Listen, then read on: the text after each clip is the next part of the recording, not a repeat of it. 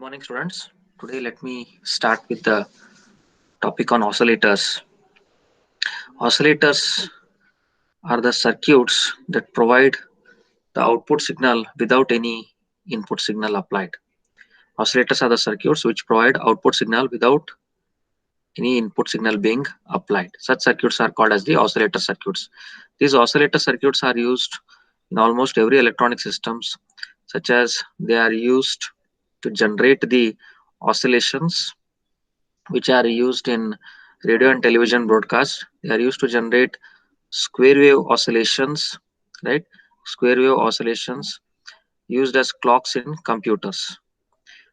So this is just an introduction to the oscillator. And the oscillator requires only the DC power supply, but without any input signal, it will provide the output signal. So such circuits are called as the oscillator circuits. Let us see the block diagram of the oscillator. This is the block diagram of the oscillator. Here we have the amplifier in the forward path. That amplifier input signal is Xi, output signal of the amplifier is X naught. The input signal is amplified and the amplified output is obtained at the output of the amplifier. The gain of the amplifier is A. So gain A is given by output by input, that is X naught by Xi. A is equal to X naught by Xi, or X naught is equal to A into Xi. X naught is equal to A into Xi. Then we have the feedback network. The input to the feedback network is the output of the amplifier. Then output of the feedback network is XF. It is XF.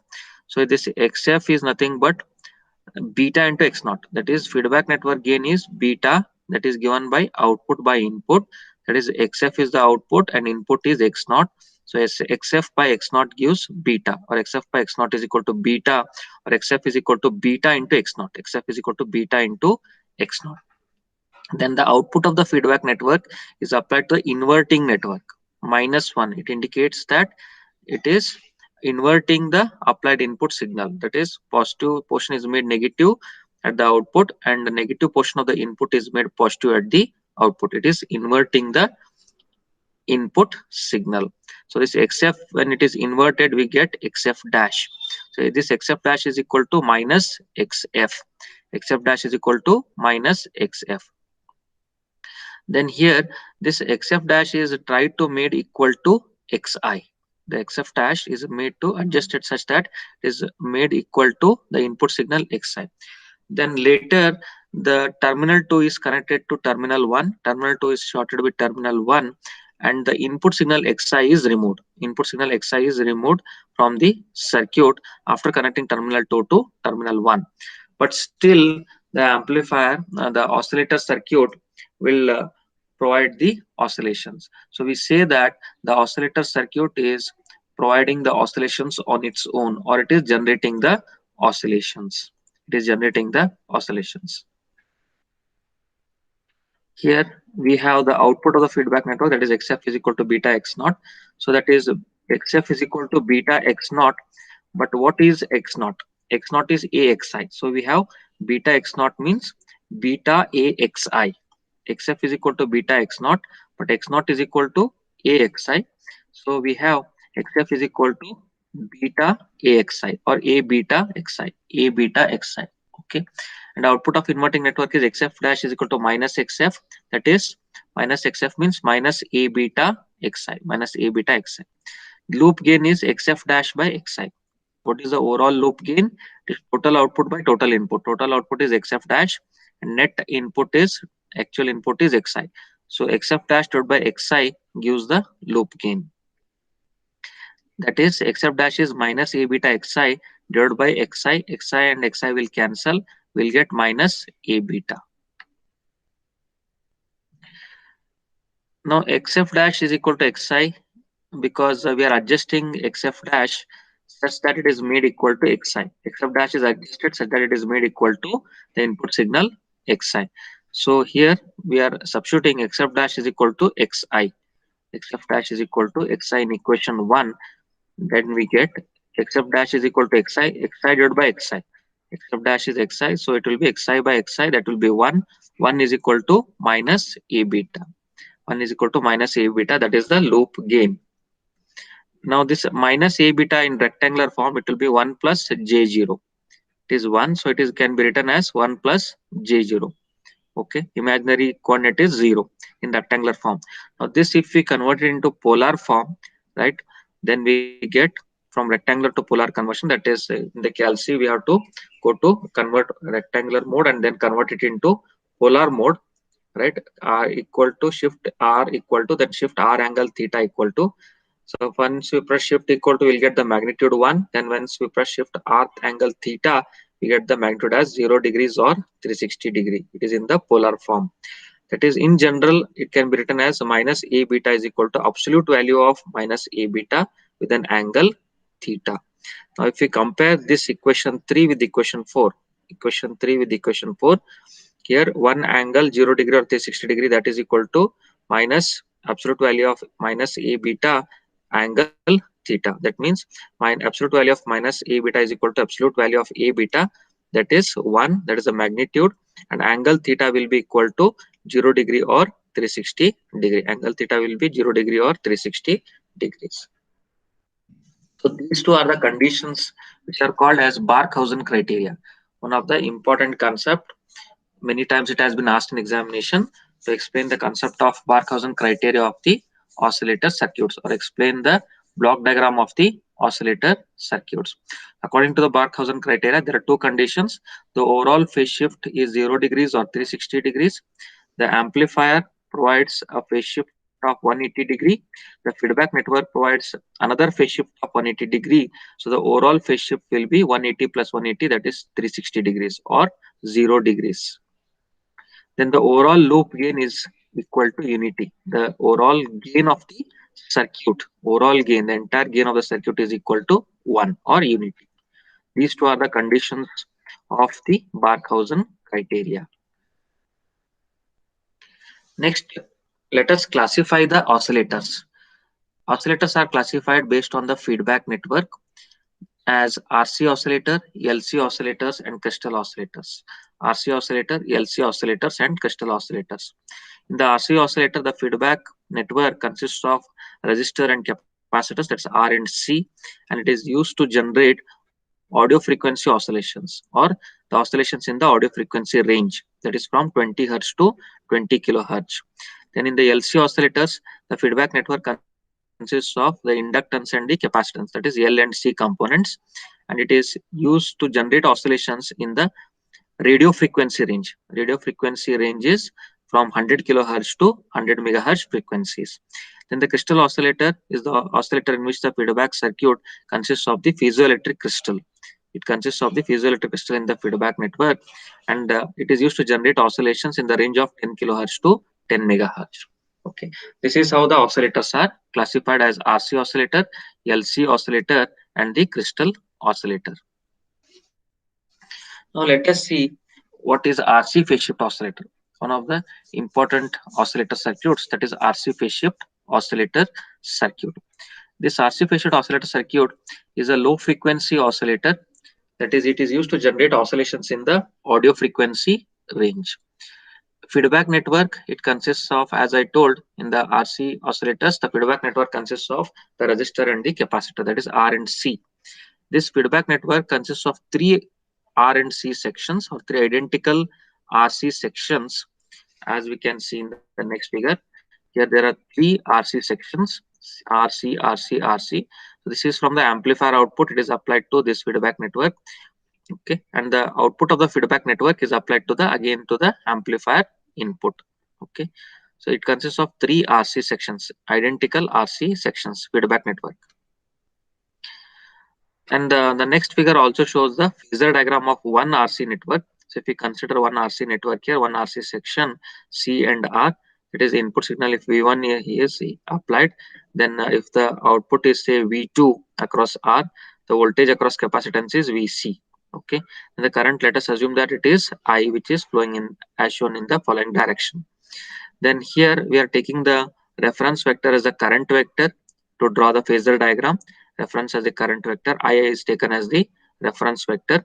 Then we know that in the resistor, the voltage and the current are in phase. So V2 is equal to, V2 and I are in phase. V2 voltage and current I are in phase in a resistor. So V2 is equal to IR and I are in phase. Then we know that the voltage across the capacitor lags the current by 90 degrees. So VC, voltage across the capacitor, lags the current through the capacitor by 90 degrees. So here we have shown VC, that is the voltage across the capacitor, lagging the current I by 90 degree. VC is what? VC is equal to I into XC. Okay, VC is equal to I into XC. So here we have V2 is equal to I into R. Here we have VC. So the net voltage or the resultant voltage is V1. Okay, resultant of, so complete the parallelogram, right? And then the resultant diagonal will give the resultant voltage or the applied input signal V1. This applied input signal V1 lags the voltage V2 by an angle phi. V1 lags the voltage V2 by an angle phi. So that is what it is shown here. From the phasor diagram, we have tan phi is equal to Vc by V2. Tan phi is equal to, this is tan phi. So this is Vc vertical. So here also it will be Vc in parallel it is. So opposite side by adjacent side, that is Vc by V2, that is tan phi. That is Vc is Ixc, Vc is Ixc, and V2 is I into R. I and I cancel, so we get Xc by R. Xc is equal to 1 upon omega c, that is 1 upon 2 pi Fc. Okay, tan phi will be equal to, so if we substitute Xc is equal to 1 upon 2 pi Fc in tan phi equation, it will be 1 upon 2 pi Fc R, or 1 upon 2 pi of Rc, that is tan phi. Here values of R and C are selected such that each RC network or each RC section, here each RC section, right, they provide a phase shift of 60 degrees. So the overall phase shift of the feedback network or of the three RC sections will be 180 degrees. Okay, each RC section provides a phase shift of 60 degrees. 60 plus 60, 120 plus 120 plus 60 is 180. Okay, so the overall phase shift of three RC sections will be 180 degrees, or the overall phase shift of the feedback network will be 180 degrees. So this transistor RC phase shift oscillator, the RC phase shift oscillator consisting of the transistor. This is a transistor RC phase shift oscillator. It consists of the common emitter RC coupled amplifier. This is RC coupled amplifier. What you are seeing in the forward path, the amplifier RC coupled, because it consists of R and C components. RC coupled common emitter amplifier it is, because the emitter terminal is common to the input and the output sections. The emitter terminal is common to the input and output sections of the amplifier, hence it is called as common emitter amplifier, RC coupled amplifier. Okay. Then we have the, in the feedback, output of the amplifier is applied as input to the feedback network. This is the input signal that is applied here, right, and the output signal is inverted. The amplifier provides a phase shift of 180 degree. Then this signal here, the inverted signal, is applied as input to the feedback network. The feedback network, that is three RC sections, they provide a phase shift of again 180 degree. So we get a signal here. Again, this output of the feedback network, that is IF dash, okay, through R dash resistance, is applied as input to the, again to the amplifier circuit. Okay, so these three RC sections is nothing but this RC section here, what I have shown here, CR, CR and CR, feedback path of the transistor RC phase shift oscillator, CR, CR, CR. The other end of the R is grounded here. The other end of the R is also grounded here. Okay. Total phase shift around the loop will be 180 degrees of the amplifier and 180 degrees of the feedback network. So the overall phase shift will be 360 degrees.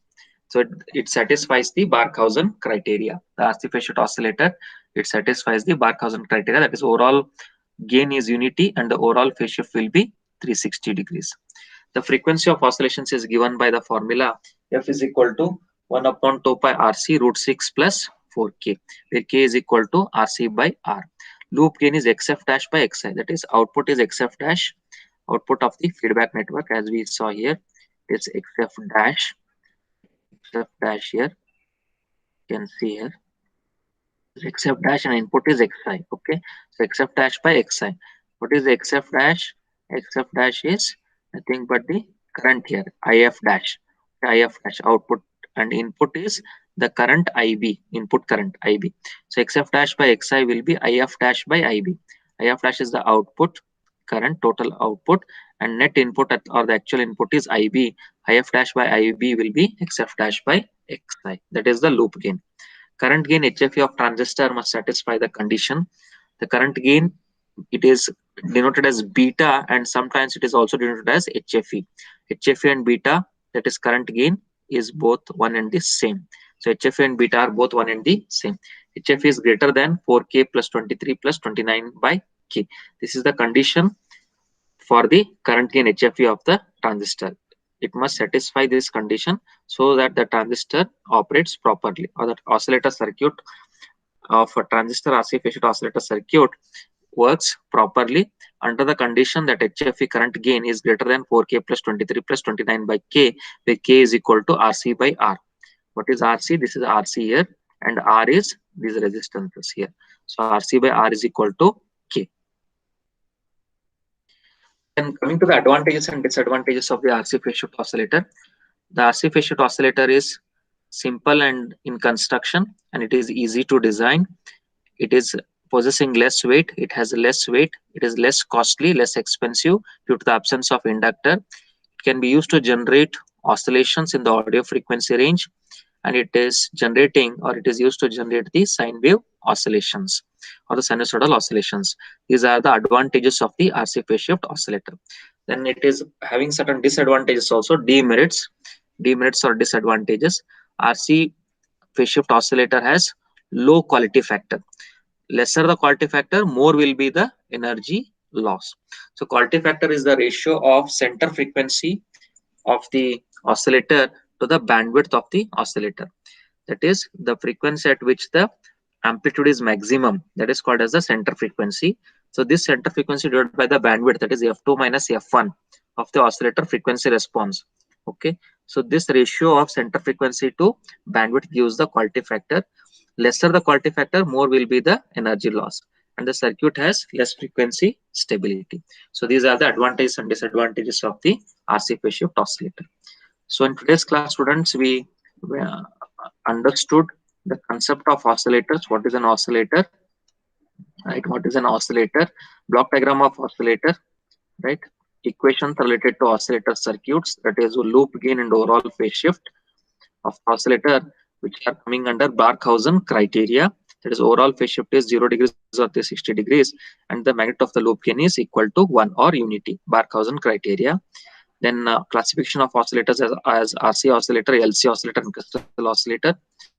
Right. Then we understood what is RC phase shift oscillator and what is the feedback network in the RC phase shift oscillator. It consists of 3 identical RC sections. Then we took one part or one RC network, one RC network. Okay, that is one RC network here. Instead of considering 3 RC sections, we consider only one RC section, and we analyze that. We drew the phasor diagram, right? And we got the equations related to the phasor diagram as tan phi is equal to 1 upon 2 pi of RC. And then later we understood the working of transistor RC phase shift oscillator, and where we discussed about the frequency of oscillation of the RC phase shift oscillator is given by F is equal to 1 upon 2 pi RC root 6 plus 4K, where K is equal to RC by R, and HF is greater than 4K plus 23 plus 29 by K. Please remember these equations here, the equations which are being explained here, because we require these equations when solving the numericals. Fine, students. Then later, disadvantages and advantages of the RC phase shift oscillator. What are the merits and demerits of the RC phase shift oscillator? Fine. In the next class, I'll be explaining the examples on RC phase shift oscillator, right? And then we'll derive the equations for the RC phase shift oscillator frequency and the conditions for the sustained oscillations. So that we'll take up in the next class. I hope everybody have understood here. If there are any questions or any queries on the today's topic, please send your questions to me. I'll clarify your queries. Thank you.